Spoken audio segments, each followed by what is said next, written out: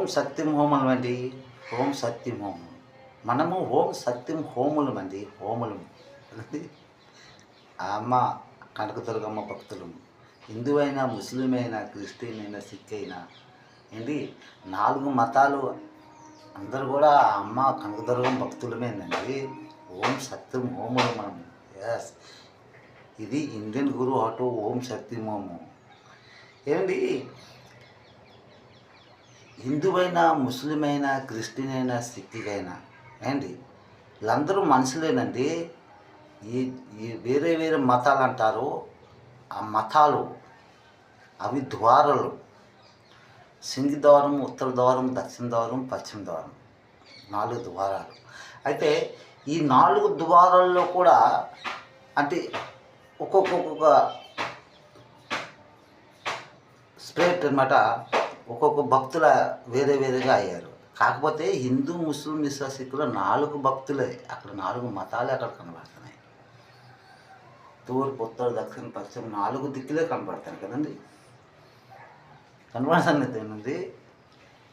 బద్రీనాథ్ ధామ్, రామేశ్వర్ ధామ్, ద్వారకాజీ ధామ్, home జయ శ్రీ జగన్నాథ్ ధామ్ 4 ద్వారాలే కనబడుతున్నాయండి.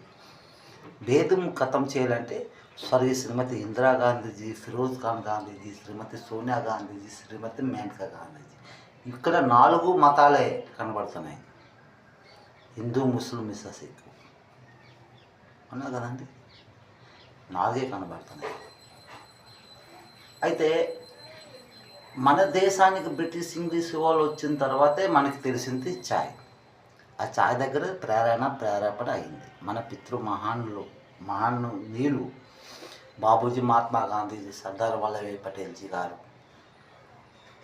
పండిత్ జవహర్లాల్ నెహ్రూజీ గారు, ఈ ముగ్గురిని మనం తీసుకుంటాము. ఇంకా చాలా మహనీయులు ఉన్నారు, లేరని కాదు. వాళ్ళ పేర్లు కూడా మనము మాట్లాడుతుంటాం కదండి. ఈ ముగ్గురినే స్టార్టింగ్లో తీసుకుని వచ్చారు. ఈ ముగ్గురిని తీసుకోవాలి. ఈ ముగ్గురికే శాంతి సేవ అనే రూప దర్శనం మనకు కనబడుతుంది. అవునా కదండి. అయితే బాబూజీ, మహాత్మా గాంధీజీ గారు సర్దార్ వల్లభాయ్ పటేల్జీకి ప్రధానమంత్రిజీ పదవి ఇవ్వలేదు. అంటే 15 రాజకీయ నాయకుల సీట్లలో ఎన్నికయ్యాడు 12. అందులో 3 ఉంది, అది కూడా శాంతి సేవ నెహ్రూ దర్శనమే. పండిత్ జవహర్లాల్ నెహ్రూజీకి ప్రధానమంత్రి ఇచ్చారు. అప్పుడు గృహమంత్రి సర్దార్ వల్లభాయ్ పటేల్జీ గారు. అప్పుడు స్వర్గ శ్రీమతి ఇందిరాగాంధీజీ మొదటి మహిళ ప్రధానమంత్రి. సంఘ